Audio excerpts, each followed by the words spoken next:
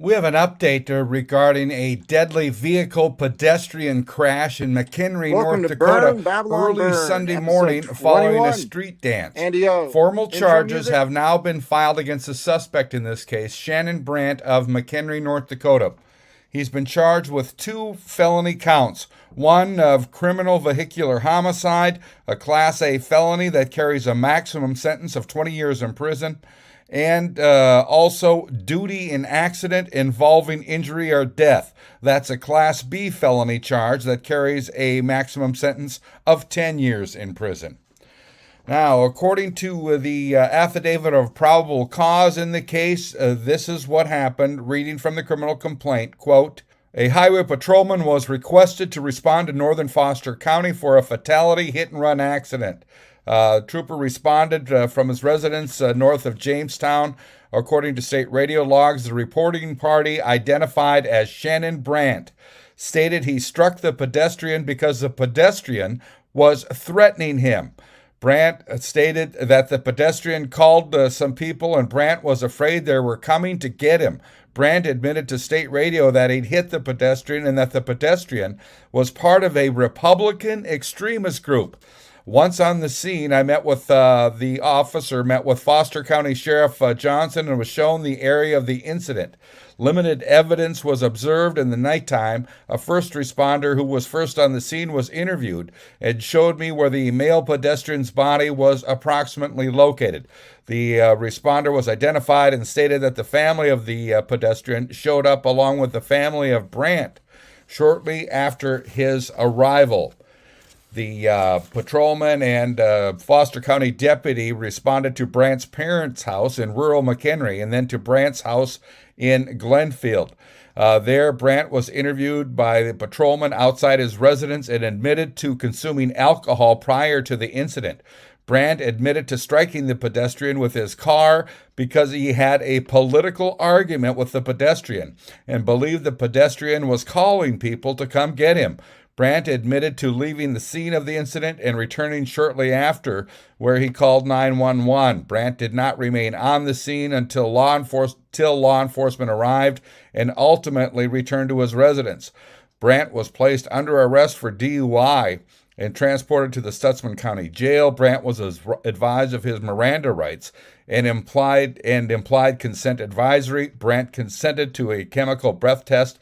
The results of the chemical breath test were above the legal limit of .08. The complaint also goes on to say the victim in this called his mother and she was on her way to get him from McHenry. A short time later, the victim called again and stated he or they were chasing him. After this, the mother could not reach the victim. I'm Neil Carlson reporting for iNews.tv. Welcome to Burn Babylon Burn. This is not a news show. It's an opinion show. We encourage you to do your own research. We do not give financial, legal, medical, or any kind of advice. Now enjoy the show.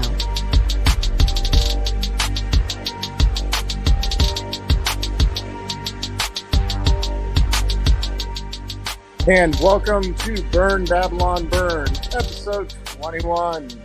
Mud and Andy O.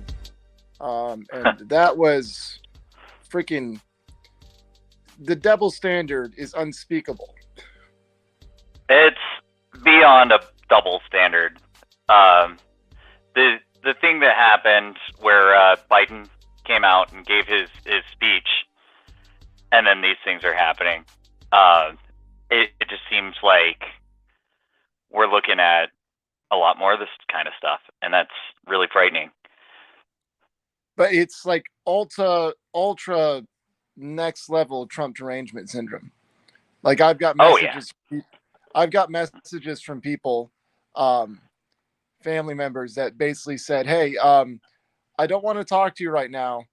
Once Trump is in prison for crimes against humanity, and once he's in prison for trying to overthrow the republic," well, they don't say the republic.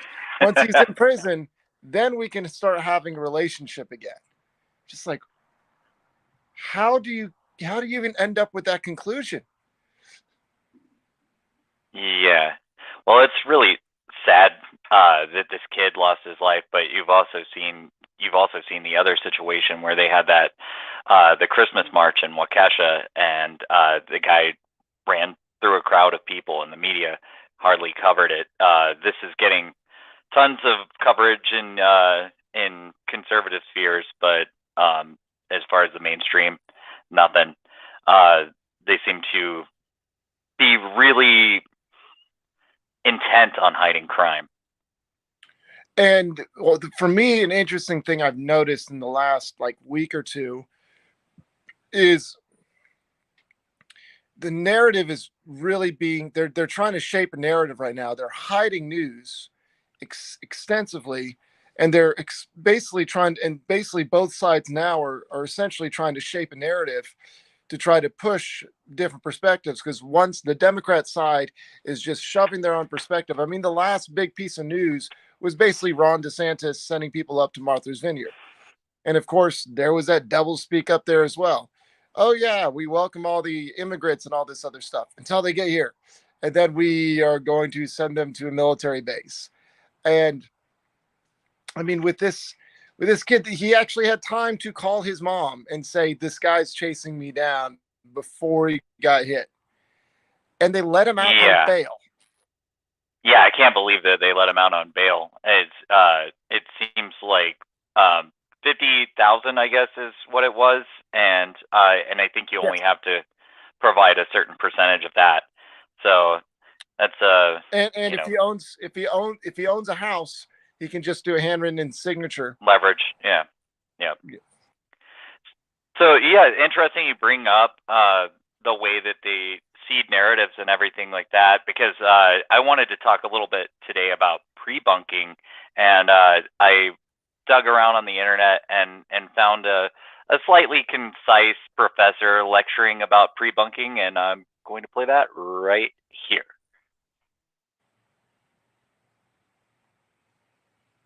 The one thing I want to talk about here in just a couple of minutes is to talk about something that we call prebunking or inoculation. Now, that means is it loading? We warn people ahead of time of how they will be misinformed. We don't tell them exactly what misinformation they're going to encounter, because sometimes we don't know that. But we can tell them how they will be misled. Now, that works against things like radicalization. And there's also evidence that it works against conspiracy theories. Here's one example from a study by a colleague of mine, Karen Douglas from Kent, who ran an experiment with the following conditions. There's a control condition where nothing happens. People are just asked their intention to vaccinate. Now, this was predating COVID. So this isn't about COVID. This is just about vaccinations for their children, hypothetical decisions about those vaccinations. Now, if you expose people in another condition to a conspiracy about vaccinations, like involving the pharmaceutical industry and how, they just want to kill us all so they can make more money, then intentions to vaccinate decrease considerably, significantly so. And what's also problematic is that you don't get much relief from that if you afterwards tell people why there are reasons not to believe the conspiracy theory. Makes a little bit of a difference, but look at those two numbers. They're almost the same. So once people are exposed, you got a problem, at least in this experiment. However, if you flip around the order of the material, it's an identical material, just flipped around, where you first tell people, oh, by the way, you may be exposed to this conspiracy theory, and then you present the conspiracy theory. What you find is that then the intention to vaccinate is far less affected by the conspiracy theory than it would be the other way around. So that in the concrete context of vaccinations is an instance rather of prebunking. And the same can be done with other conspiracy theories, and we now have a large number of studies in the pipeline, colleagues of mine and I, where we show that over and over again that you can protect people against being misinformed by teaching them in 2-minute videos about misleading rhetorical techniques. So watching the Prebunkers do their Prebunking, because we can tell that one side almost completely controls the media. It seems like these Prebunkers are trying to set up for Democrats winning the midterms at this point, and you know, I know that sounds insane just because we don't see it in our news circles, but this is the kind of thing that passes in the mainstream press. The anger is in is among the members of the Democratic Party, which is the party in power, which is so rare for that to be the case. People are enthused, they're engaged, they want to get out and vote, they want to participate in the process, and many Democrats, women, independents who were not that excited, were going to be in their jammies on election night as of a few months ago, they don't want their rights to be taken away. Right. And that has been a huge factor that's changed the dynamics. So that was Circle Back Saki, if you remember that lady. Yeah, but I mean, the thing with this one is, I mean, what essentially they're trying to do right there is they're trying to preserve the mail-in ballots that basically got the honking of the election to happen. They're trying to preserve that because it's a way for them to push through on a shadow level. It's. I mean, do you remember when the frogman, the frogs are turning gray? They're turning the frogs gray. Of course. Yeah, but do you remember when he was talking about how in order for in 2016? We had to have an overwhelming majority of people voting for Trump in order for them to just let Trump barely win. Like basically, that's essentially this is a way for them to try to get in under the wire. This is a way for them to basically create votes out of nothing with the mail-in balloting. So that's going to be interesting. And I think that's another reason that they will always harp on the popular vote, because it's a lot easier for them to get the popular vote because they can just cram stuff through in the big cities and nobody's really going to question where the extra votes come from in the big cities. But whenever you get into rural state America, that's where they that's where they run into problems. And I mean, golly, if it was a popular election, holy crap, we would be in a world of trouble right now on everything from farming, growing food. Oh yeah. Being able to produce energy, everything, because they don't. People don't know how things work. Yeah, they don't. Oh, where does the electricity come from? Comes from the wall, obviously. You want to ban oil? Yeah.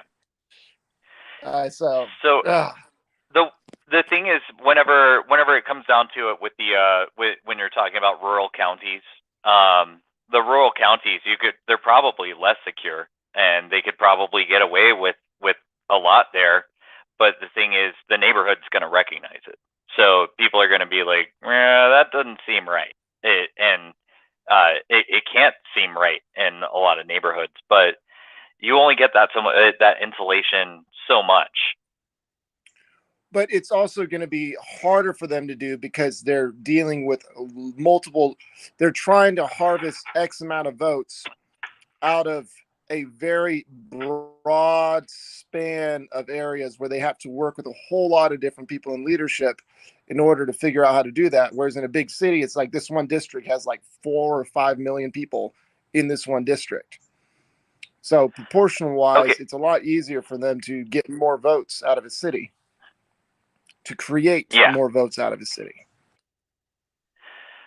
And so let's see, I'm hearing recently someone told me that they saw the news and that the news anchor was saying that Biden's the most popular president since Ronald Reagan.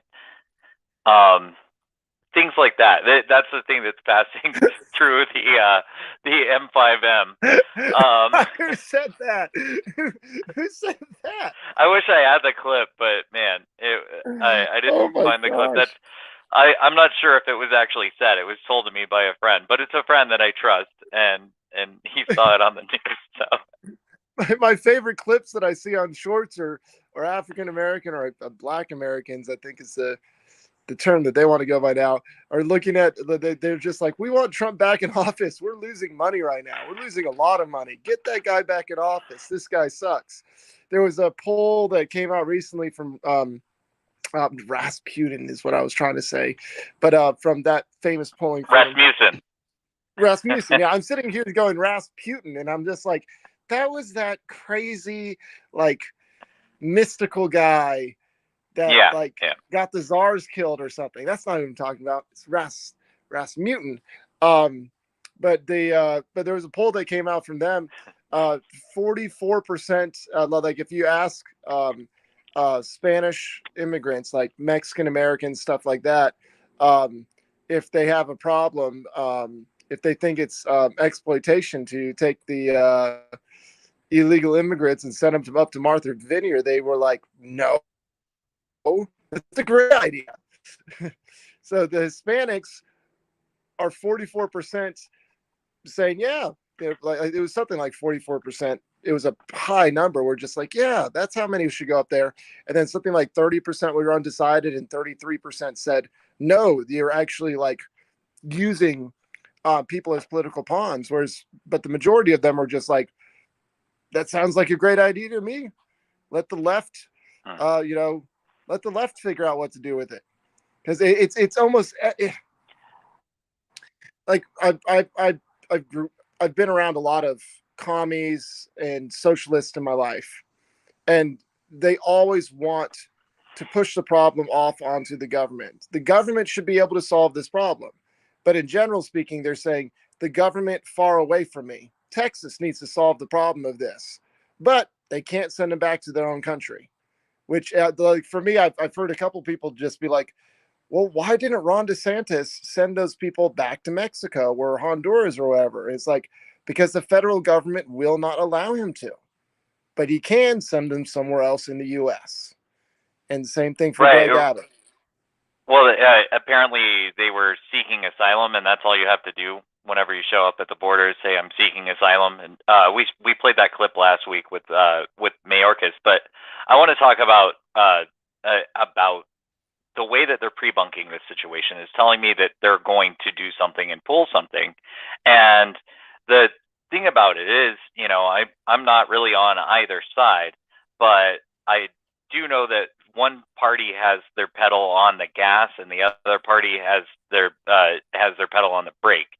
And we can't gas where we're at right now.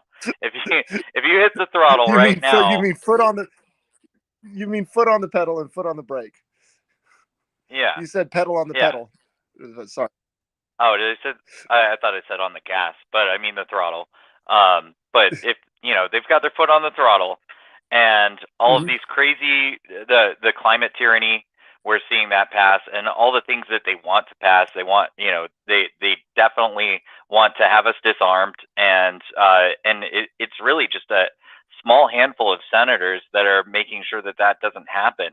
And regardless if it's constitutional or not, they're going to be able to get away with a lot of things, and those barriers will come up around us. And what are we going to do about it when it happens? That's the thing, is like, I can see them setting it up, and what are we going to do about it when it happens? But they're also tying themselves into a corner. Like, unless you see a different, this is the way I'm seeing it. Like I'm following what you're saying. The reason that Biden's in office is because of overreaction to COVID. That's the reason Biden is in office. Overreaction to COVID. No, it's because they changed the mailing rules for the ballots and but they use that as but that's part of overreaction. It was not necessary. That's what I'm saying. Right. I'm saying, and the reason we're in such stuff that they did. We're in economic trouble too. because of is the CARES overreaction to Act. COVID. I mean, Yeah. it's going to get really interesting because we have to get to a point to where we start removing regulations and allow businesses to go full hog, or the entire world is going to be entering into a recession. It's not like before. I can't remember, when was Greece in a recession? Was that, what was that? 2012, where Greece's economy collapsed. But generally a recession It's happened a doesn't few hit. times. Yeah, but it generally doesn't always everything all the time at the same time. But we're starting to see the signs of that, but the people in power want to desperately hold on to power, and ties back to something I harp on all the time, because they don't know how to create, they just know how to manage, and they manage poorly at that. And so the only thing that I think they have left to pull out of their hat, I don't think they could try pulling COVID again. They're not going to be able to pull the wool over our eyes again on that one. They blew their shot, and they released the Kraken, or whatever they did. They threw out their heaviest hand to get Trump out of office. And now I think the only thing they have left to do is figure out a way to get a world war started. It's like the actual kinetic war where we have feet on the ground. I don't see anything else they can try. That's the only thing. They're setting it up. They're definitely setting it up. It seems like they're trying to accelerate to their agenda, which is Agenda 2030, which you can find out all the details on it. A lot of people have been covering what the World Economic Forum and Klaus Schwab is up to. All of these things they're accelerating towards, and they got 8 years, but they're trying to get everything done as quickly as possible and get everything in shape. And we're dealing with a lot of things from this, and they always have a catastrophe waiting. They can hit us with anything, anytime, and if they don't have one, they'll just invent one. They'll say something that happened was the big moral panic of the day, and say that, and it's run constant coverage on the news, and nobody even cares. Yeah. Well, there's an interesting preemptive strike that Scott Adams is trying to start, and I'm interested to what your thoughts on this are. His son-in-law died from fentanyl overdose that he did not know he was taking. He thought he was getting acid or something like that, and the fentanyl is killed more people than I think COVID killed, if I'm not mistaken. Yeah. The amount of and so Scott Adams is actually just in the last couple days has started. Well, he's already trying to take out ESG. Like he's basically putting his entire Dilbert career on the line to try to take out ESG scores, which is pretty awesome. I hope that works.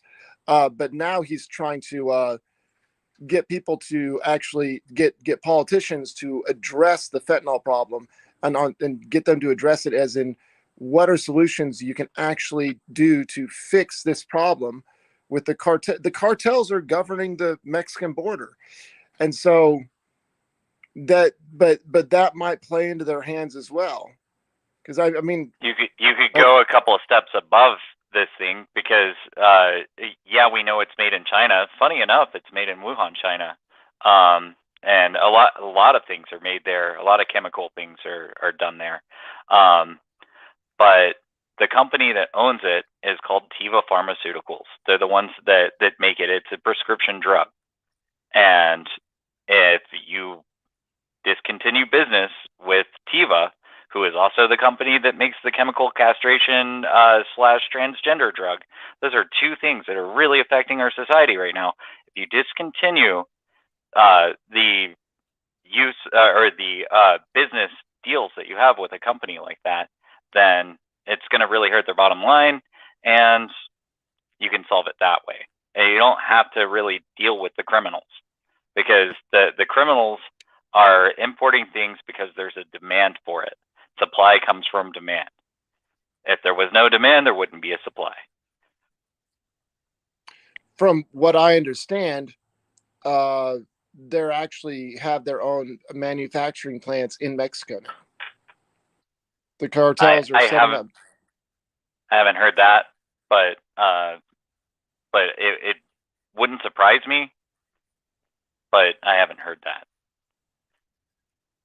But for me, the reason I bring that stuff up is because I'm trying to envision what they could try to use as the emergency, to rig the elections again. Like, they're going to try it.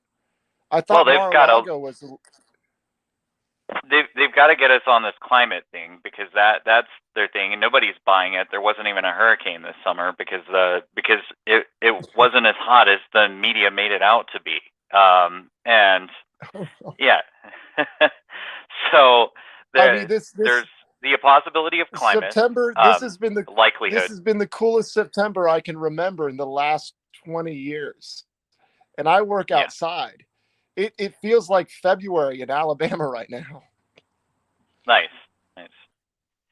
Yeah, and regardless, if we have a big winter storm, they'll say it's because of global warming somehow. That's part of the big agenda. And now that Charles is king, he's really big on going after this climate stuff, where he shows up at the big climate conventions as well. So I can't remember the name off the top of my head. It was in Glasgow last year. But anyway, they always have an emergency, or they can hype something. And all it takes really is, like we had the big winter storm in Texas last year, and they've hyped it up to push their agenda of trying to get Texas onto a grid that they can control instead of its own grid. That was their canned solution for it.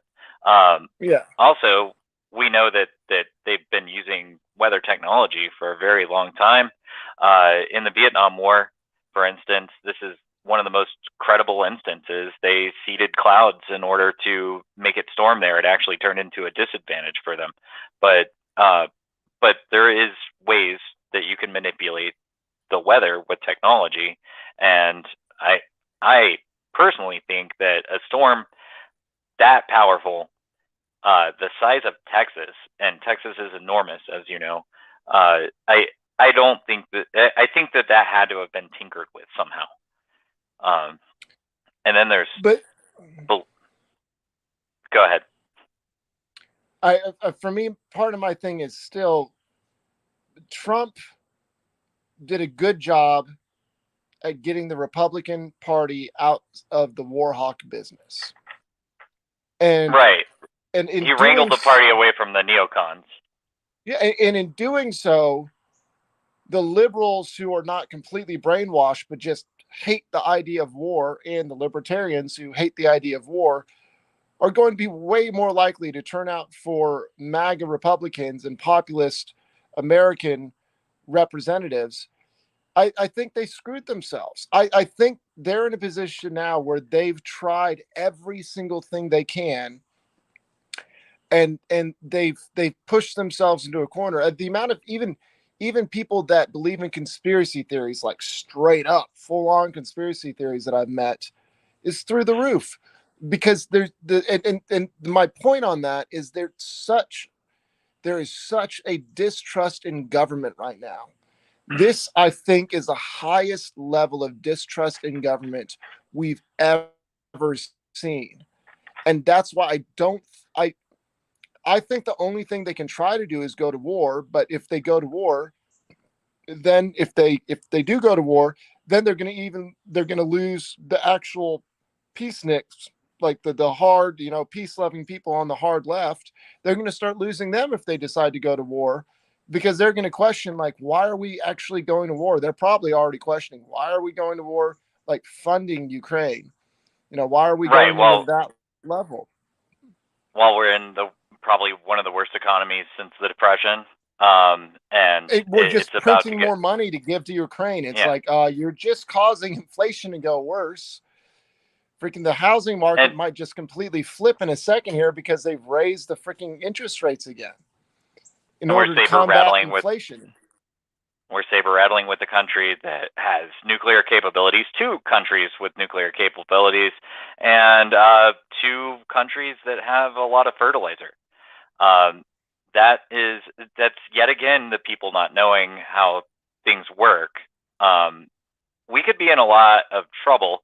The thing, though, that I'm trying to explain is that the illusion is the important part that they need everyone to buy. They need them to buy the illusion, because I don't think that we've ever had any legitimate elections. And that's why Alex Jones was saying that before, is that people have to flood the situation so that they can't get away with cheating. Now, we need something. I mean, none of what they do, it has been legitimate for a very long time. Yeah, and it's always people, and it's generally people trying to hang on to power, but this is where, in my mind, it's up to us to actually figure out how to build in spite of them trying to put up roadblocks in front of the way. We have to become more creative. We have to actually build media, do podcasts, share the information, and do it in such a way where it sounds credible. That's why, you and me have been practicing this for like a year or so, is so that we could do better at it and sound more credible while doing it, because we learn the craft. And it's important for people to get involved. I mean, you saw that Rumble, which is a platform dedicated to free speech, is now on the stock market exchange. It's a publicly traded company now. We're either in my opinion, we're either at a point where everything's going to full on collapse, or there's going to be such an acceleration of creative people on the right and in favor of free speech and stuff like that. There's going to be such an acceleration of creative businesses that are created that they won't be able to keep up, because they can no longer manage people that no longer work for them. I think that might be part of it, is that it's like, you're trying to, block us on Patreon to where people can't earn donations and stuff like that through Patreon. Okay, well, now we have Locals, and Locals merged with Rumble and True Social. Now it's a publicly traded platform. Is that the answer to where we just outcompete them on the creative side of things, where we build more? Because Rumble is not like who's that company that Dan Bongino was doing before that got shut down because they were using Amazon servers? I don't pay a lot of attention to Bongino. But Bongino's company got shut down because they were using Amazon servers, and Amazon just took them down. So Rumble. Oh, okay. Oh, that was Parler. That was Parler. Okay, yeah. Yeah. So Rumble has all of its own servers.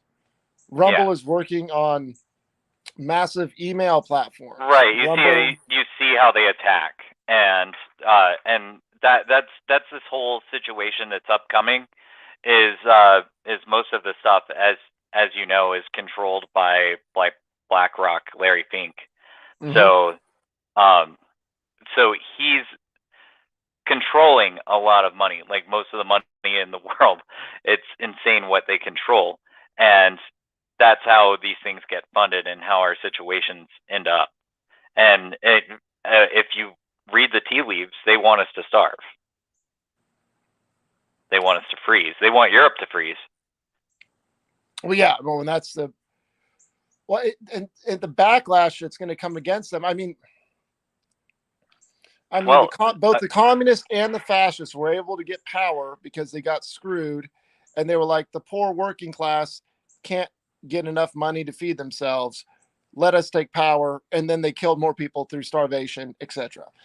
Like they were just they got the people to buy into that. And so the question is, with the ability to share the information we have at this point, are we going to be able to shift it through the working class understanding being able to access the knowledge? That's what's interesting about Starlink right now. Elon Musk is moving Starlink over to Iran so that the people can gain knowledge of what's going on. There's huge protests going on in Iran right now. But that is gonna be really bad for them. Yeah, but what I'm saying is that right now, to me, it seems like we're in a new age where there's a possibility for shifting, because there's people that are wanting to get information out and share more liberty. And the people that want to be your masters and rulers are trying to figure out how to retain their power. And I, apart from war, I don't see anything else they could do. But with the amount of information that's shared around right now, I don't think we'd stomach war. I told you before, I think, about what Bluebeam is. It's you remember Coachella? I want to say it was about 2014 or so. Tupac came out on the stage. Obviously, Tupac was dead in 2014, and I'm not a believer in the Tupac is still alive conspiracies, but it was a holographic projection of Tupac, and he went up and rapped on the stage with the guys. They can do that so much better, do these holographic projections, and so they could do an alien invasion. They could do a lot of things that are not even real. There's a lot of things in the globalist playbook as far as what they could do to create panic and freak people out. And what does it cover for is the important thing. Most of the stuff that you see them doing, they've planned it out, they've war gamed it out, and here we are, we're experiencing it. The thing is, what is going to happen next? Yeah, but this is I was talking about this with somebody the other night. The largest centralization of power that, at least from my studies, happened was during the Middle Ages, where the church and the kings were able to centralize power by using religion and the lack of being able to learn knowledge to dominate the populace. Do you know when we entered into the Renaissance age? Do you know what caused that? The Gutenberg press. Yes, and not just the press, but the fact that at the same time the press happened, Martin Luther also nailed the 99 thesis up on the wall, or 95 thesis up on the wall of the church. Right. It was a time whenever all of the knowledge, all of the books were kept away from most people. Corbett just did a really awesome documentary on the history of media, and I encourage you to go to CorbettReport.com to check it out. It starts with the Gutenberg press, in fact. Yeah, but in congruence with that, it has a very large tie to people being able to not being told what to believe in, but rather being taught how to read what their religion was. I mean, the idea of schooling for everybody is tied back to Martin Luther, the reformer, because he wanted everybody to be able to read the Bible in their own language. And that was the start of the Renaissance. And if you see, whenever tyrannical regimes take place, they try to restrict learning and try to restrict freedom of speech. And I think right now we're in an age where we're either going to break the back of the regime that's trying to tie us down again and remove our ability to have free access to knowledge, or we're either going to break their back or they're going to win. Like there was a huge propaganda wave to try to boost Ukraine. Somebody started something that the Russians were leaving Russia to Finland on a massive level. And they took outdated photos during some tourist season or something like that, and tried to. I think one was from a festival. It was from a music festival, in fact. Yeah, but that was debunked in 2 hours. The Finnish people were like, "Oh no!" They looked out their window, and because we actually can see live streams from the Finnish people, they were like, "Oh yeah, that's completely BS. This is straight propaganda." I think the education system that came from that, it may have been a mistake. You know, look at what's happened to public education. It's become an indoctrination center. But that's exactly what they always do. They co-opt the system. They co-opted the system instead of teaching you how to think. Especially, what was it, in the 1800s during the Industrial Revolution? They turned schools into factories to teach kids how to work for someone else. From what I hear, used to be a place that schools used to be amazing. That they used to be the normal school in most places was incredible, and then whenever communism got a hold of it, we got what we have now. Now we have creatures coming out with fake breasts and all kinds of ridiculous things happening in these places. Well, my high school didn't have a wood shop, you know, but the best thing I could find in my high school was the tech classroom, where I learned more in tech class than I did in anything else in high school. And so but now, like, taking wood shop working out of school completely dumbs down the population, but it also takes away one of the skills that you can make a ton of money with without having a lot of investment. Like, I have an $8,000 contract to remodel a Section 8 house. It's going to take me 2 to 4 weeks. And I'm able to do that because I intentionally focused on learning how to build houses for the last year. And I have a background in that as well, from childhood. But I had to self-teach, whereas before you actually learned what I've learned in the last year. I would have learned that in high school 30 years ago. Yeah. But they let's see. So we have the same T-shirt on. Your screen is off right now, but we have the same T-shirt on.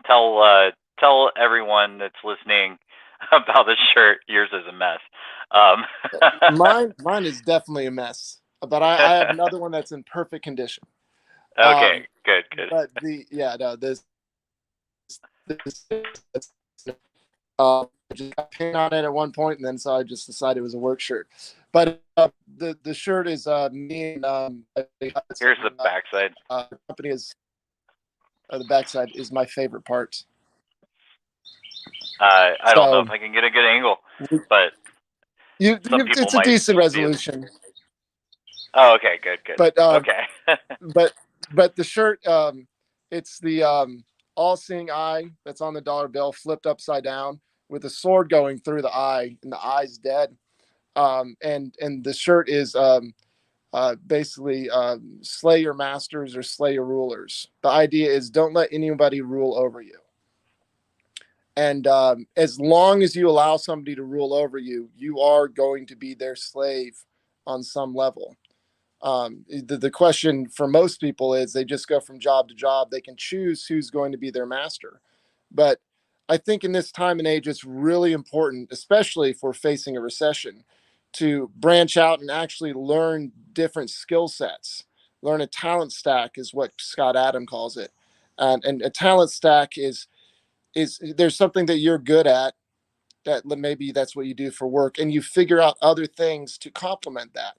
If you're in sales, learning to speak in public is a good addition to that because you're building on top of a talent that you already have. Being able to figure out how to write, like blogging and stuff like that, or do podcasts, that's very important. If you like working with your hands, it's probably a smart idea for everybody to figure out how to garden right now so that you can actually have food if the masters are able to keep their control. Because right now I think they're facing the hardest fight of their lives in the last couple centuries, probably since the Revolutionary War. The masters are scared as hell at the moment, and they're going to try to do something to keep this next election from shifting away from them and shifting power away from them. So okay, so we know that they're going to do that, but we don't we don't know what's going to be done about it. I don't think anything's going to be done about it. And we've got these psychopaths that are, you know, doing. I mean, they've gone beyond ridiculous at this point. And it won't be long before we're being fed crickets. So, what are we going to do about it? What is going to happen? Well, if they're going to start feeding us crickets, you and me need to start a cricket farm so we can make enough money to where we own cows, and then you have to adapt to the. Always be willing to adapt. Start a cricket farm, and then you feed the crickets to chickens, and there we go. Profit. There you go. Yeah, they have been going after a lot of egg farms lately. That's actually a really great idea, because you could probably, oh man, if they push it this hard, get all the grants for the cricket farming. Yeah, exactly. Yeah, get a grant and for just the feed them all to chickens. Yeah, exactly. That would be freaking hilarious. Oh, that would be so good.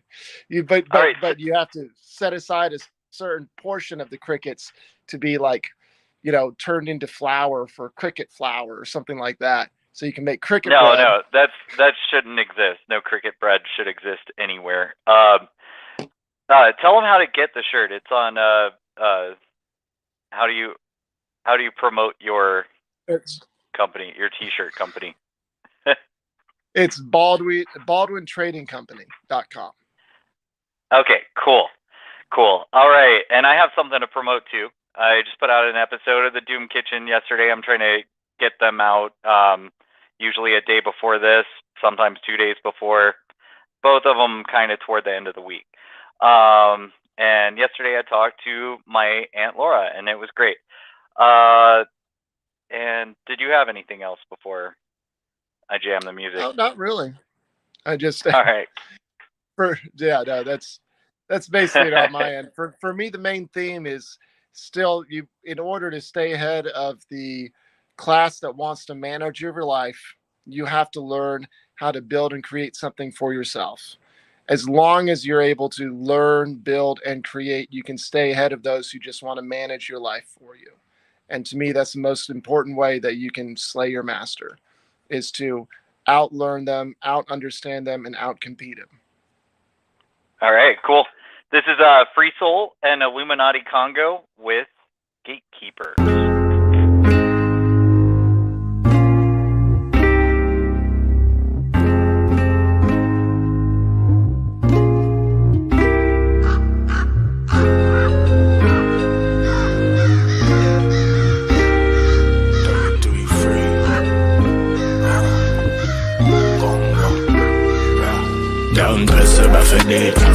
Now you bing it, extendo clip, fire at them head till it's empty. Them sentries, and forgive me with the forced entry. Snipe them off one by one, no Wesley.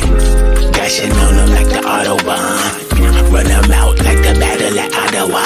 Ashes to ashes, half up on the fascists. All I know about ratchet is busting these ratchets. Swing machetes, hatchets and axes. Turn around the axis, I'm on that nat shit. Times is drastic, minds is Jurassic. Reptilian brain, drained, afraid and hapless. But my whole encampment, only working toward advancement. Homeschool classes get enchanted with the chaos magic. Ain't going out like Scarface on the staircase. In home bank, Derrick Grace, surplus in a gun safe. On my power up, stack my dollar up, smoke the flower up. Sipping Irish Moss in the sour sop, no caveats. Carry on in my chariot, green paradigm, paraglocks, laser beam on top. Let the cannon blow, it's like the Alamo, pack the calico. Classical conductor, all natural motherfucker. Got rounds from the cupboard, all clowns taking cover. Rock the crown on the upper hammer, sound clap, thunder. And let the last showers rain upon them. We be the gatekeepers, the most high sent.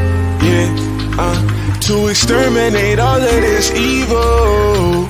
And until the day my art is restored, we them frontline soldiers, posted with the swords. Indigenous, more to the core. We gon' take them boys to war. Now you bing it, extendo clip, fire at them head till it's empty. Them sentries, and forgive me with the forced entry. Snipe them off one by one, no Wesley. Dashing on them like the Autobahn. Run them out like the battle at Ottawa. Ashes to ashes, half up on the fascists. All I know about ratchet is busting these ratchets. With this carbine, I'ma raise the caliber. Aim down the sights and erase my challenges. I'm stone cold, so these snakes won't rattle us. The free souls brought the battle to Babylon. My people breaking out them chains, remembering their names and healing from being placed as shadow, It's time to rise above the pain and baggage, Now we just need a bigger boat to paddle us through the deep water, trying to stay afloat. Monsoons and tidal waves crashing on the coast. The sands of time about to pass us the torch, and I'll illuminate the path so we can jump up off the porch and proceed to shift the paradigm. Unlike the power buried deep between your pair of eyes, piercing through the veil of this hell. You will need more than some armor placed to counteract these shells. I ain't settling for jail. For Joe Biden and Hillary Clinton, I got a round from out this clip for every kid that went missing. I heard you got a taste for pizza, shit my niggas deliver. Bring it to your front door, piping hot out the smithing. Arm, leg, arm, head. Enforce our law with this AR, bullets taking off limbs. Still told to their neck when I'm rocking them Timbs. Exposed to wicked to these pedophiles to pay for their sins. God damn. Now you're bingy, extendo clip, fire at them head till it's empty. Them sentry, send forget me with the forced entry. Snipe them off one by one, no Wesley. Dashing on them like the Autobahn. Run them out like the battle at Ottawa. Ashes to ashes, half up on the fascists. All I know about ratchet is busting these ratchets. And let the last showers rain upon them. We be the gatekeepers, the Most High said. To exterminate all of this evil. And until the day my eye is restored, we them frontline soldiers, posted with the swords. Indigenous, more to the core. We gon' take them boys to war. Yeah.